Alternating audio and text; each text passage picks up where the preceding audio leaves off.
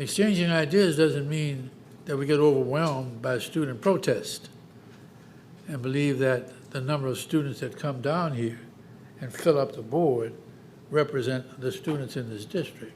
They really don't.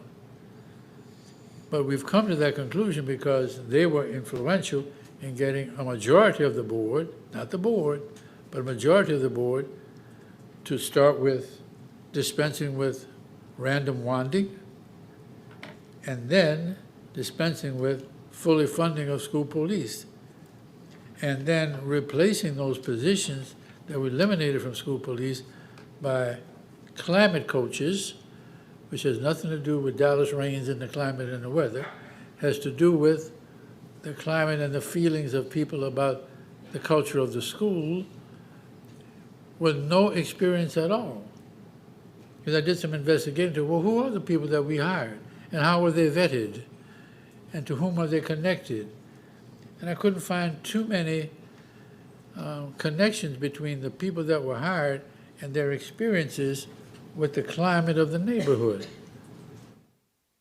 One of the things that was said was that every school, and I wrote it down, is different, their uniqueness of each school. We have to be careful of how we say that. Schools are unique like human beings are unique. But when you come to school, there must be some specificity of basic information and expectation of behavior and call and response.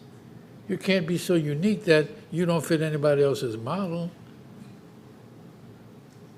I'm a different person than the person sitting next to me, but we're still people, and we still react to the same stimuli. So what stimuli do you give students on the campus to make them believe that they're safe? And that they're unsafe because a police officer is on campus. And somebody says, I'm criminalized because I saw a police officer today. And I saw him walk on the campus, and we agreed that we wouldn't have him here. Well, who agreed to that?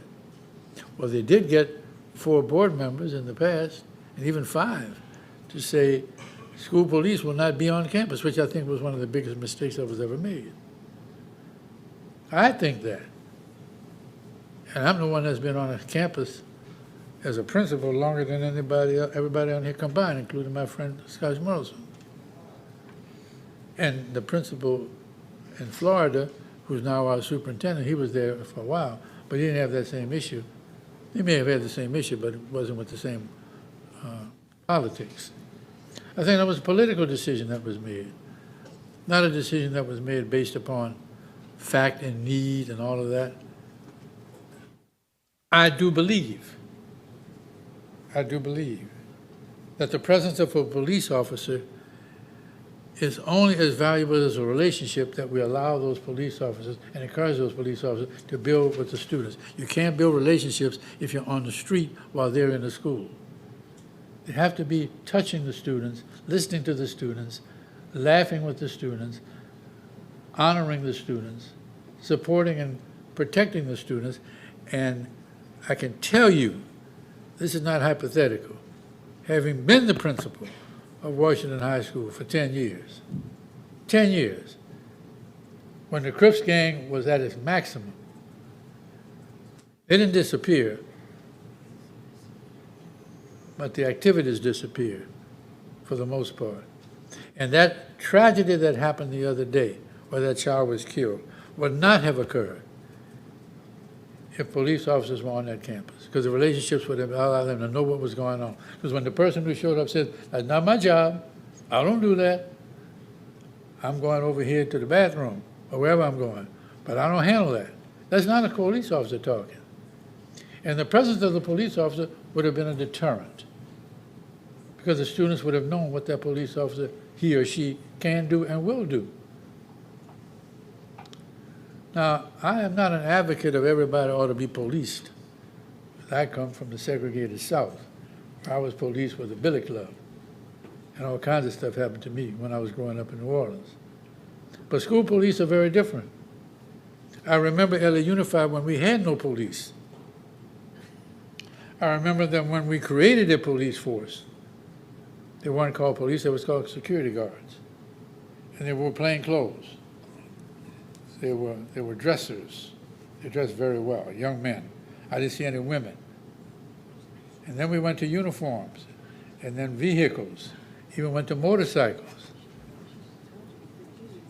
which was necessary because the number of police officers that were assigned to us campus had to do with the statistics of the criminal activity in the neighborhood and the arrests and crimes that were committed in the neighborhood. So there were uniquenesses there. In one community, you had a lot of activity. In another neighborhood, you thought you didn't need a police officer, and you didn't. You never saw one. But you come and make speeches about how terrible they are. I believe that we can't solve this unless we think it's a problem to be solved.